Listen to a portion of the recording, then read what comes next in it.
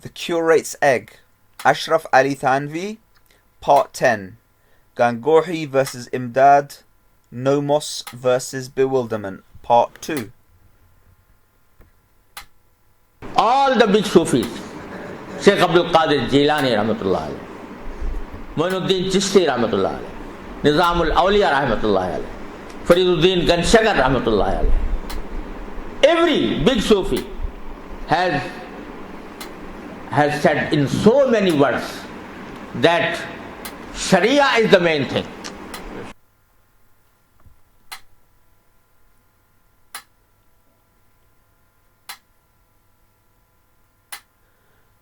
So here I want to mention 3 points, and I'll mention them very quickly, but I could give much clarification on this.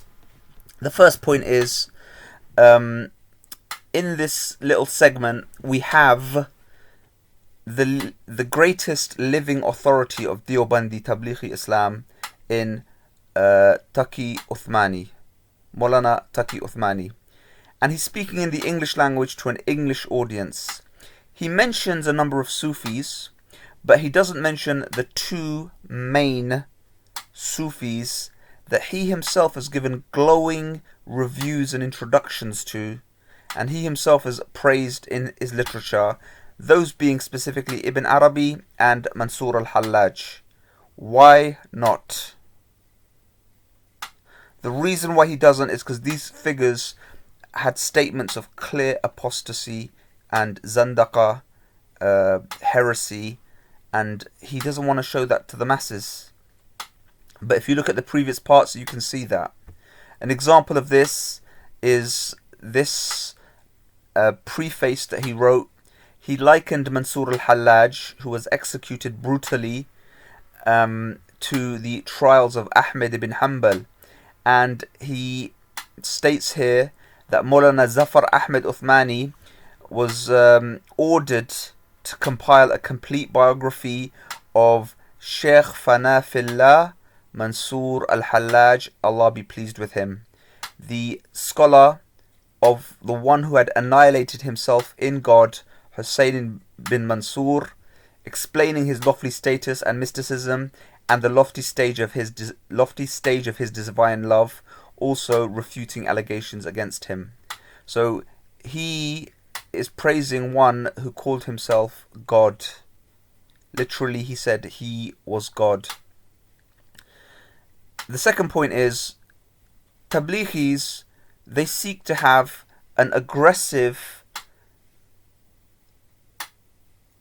mode of operation in spreading their invitation mission across the world.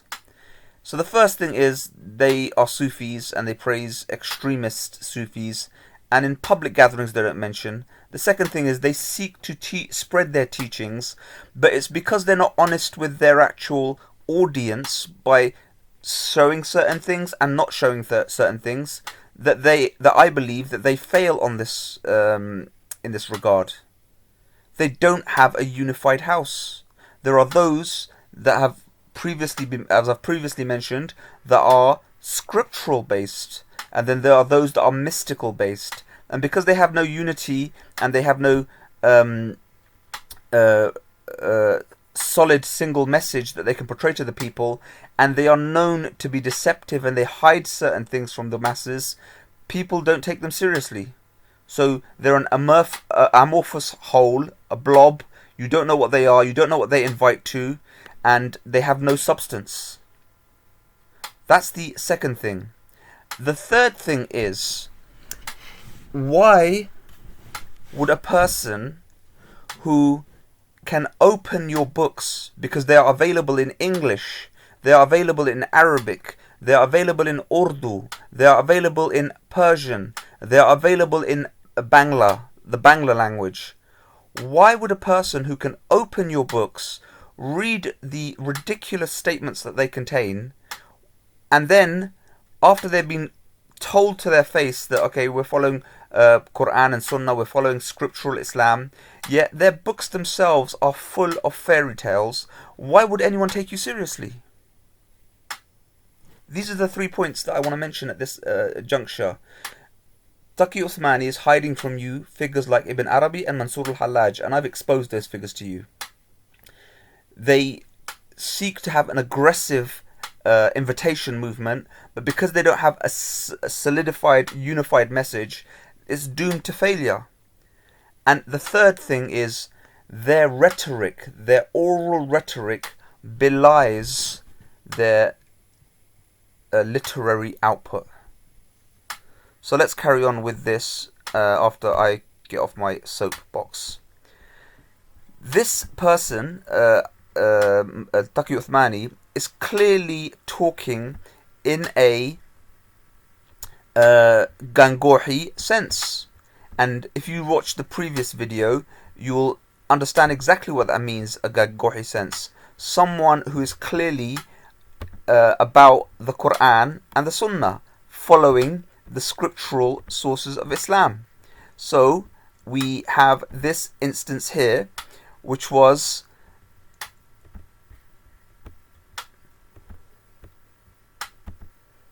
found on the 38th page of the thesis. Thanvi participated in Kanpur's popular Sufi gatherings and annual celebrations of the Prophet Muhammad's birthday. More conservative scholars like Rashid Ahmed Gangohi and his disciples disapproved of these rituals, and they argued that they were extra canonical ritualized practices and wicked deviations. Thanvi himself, following Imdad, adopted an eclectic, relaxed attitude to such issues. And we also have the statement found in Muhammad Qasim Zaman's book, which is on page number 83. And this is not a repeat of the last video I made. This is on a separate page altogether, because Muhammad Qasim Zaman deems it appropriate to mention the incident and the issues twice. Once on about page 22 and 24, and now on page 83 he says, nor did he see anything wrong with commemorating the birthday of the Prophet. This is Imdad. He saw nothing wrong with celebrating the birthday of the Prophet. Even the belief, anathema to most Deobandis, that the spirit of the Prophet made an appearance in the celebrations marking his birth was tolerable for Imdad. The ulama, he insisted, ought to think of beliefs they disapproved of as nothing more than the equivalent of juristic differences among the Sunni schools of law.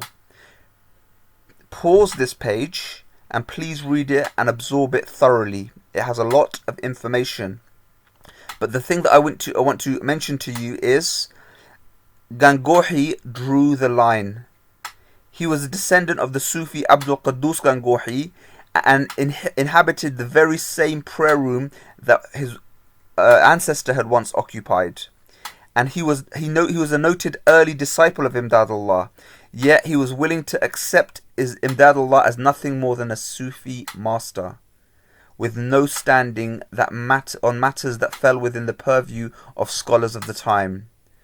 So Gangohi clearly views Imdad for what he is, an out of touch, in sense of out of touch with the scripture, Sufi, and he should have no say on matters that relate to normative law.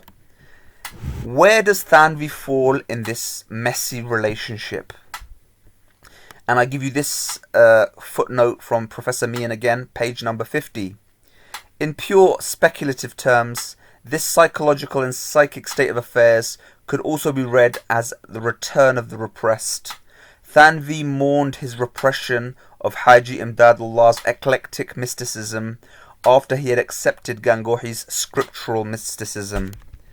And then it goes on, Thanvi resolved this anxiety by settling down with a nomos-centered understanding of tradition. So he's settling with Gangohi here.